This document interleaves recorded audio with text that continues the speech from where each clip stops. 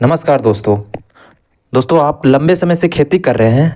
उस ज़मीन पे कब्जा आपका है, लेकिन वो ज़मीन किसी और के नाम पे है।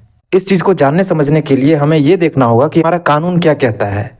तो चलिए इस चीज़ को समझते हैं कि ये लीगल है या इलीगल है। देखिए, आप किसी के ज़मीन पे लंबे समय से खेती कर रहे हैं और उस पर कब्जा आपका है, लेकिन वो ज़मीन किसी और के नाम से रजिस्टर्ड है। तो यहाँ पे एक सवाल उठता है कि क्या वो ज़मीन अपने नाम किया जा सकता है? क्या यह वैध है या अवैध है? इस चीज़ को हम बारीकी से जानते हैं। अक्सर ऐसा होता है कि आप देखते हैं पेपर सारा ओके है तो ज़मीन खरीद लेते हैं, लेकिन ये नहीं देखते हैं कि उस ज़मीन किसी और के नाम पे है।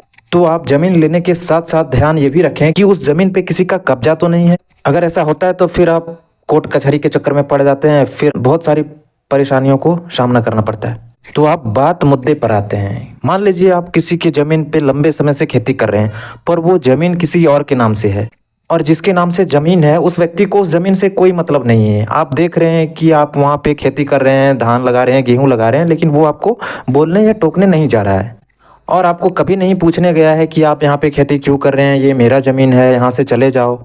खैर वजह जो भी हो, लेकिन आप जिस ज़मीन पे खेती कर रहे हैं और वो जो ज़मीन है वो किसी और के नाम से है और उस ज़मीन पे आपका प्रतिकूल कब्जा है, लेकिन वो आपको रोक टोक नहीं कर रहा है। तो इस जगह पे आप क्या कर सकते हैं? तो आपको समझना होगा कि वो जो ज़मीन है उस पे 12 साल से अधिक केवल आपका प्रतिकूल कब्जा होना चाहिए। और इसमें सुप्रीम कोर्ट का गाइडलाइन क्या कहता है? तो देखिए, जो आप ज़मीन को प्रतिकूल कब्जा किए हैं वो व्यक्ति आपको रोक टोक नहीं रहा है, तो इस जगह पे आप सुप्रीम कोर्ट के आदेश से उस ज़मीन का मालिक बन सकते हैं और फिर वो ज़मीन का जो रियल वाला मालिक है वो अपना ज़मीन हमेशा के लिए खो बैठता है। मतलब कि वो मालिक से हट जाता है और जिसने कब्जा किया होगा उसे मालिक का दर्जा मिल जाता है।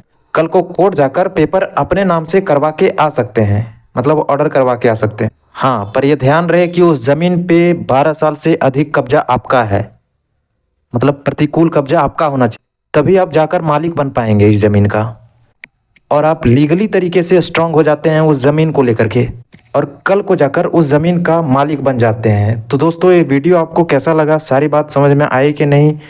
कमेंट में ज़रूर बताइएगा और सब्सक्राइब करने बिल्कुल भी नहीं भूलिएगा।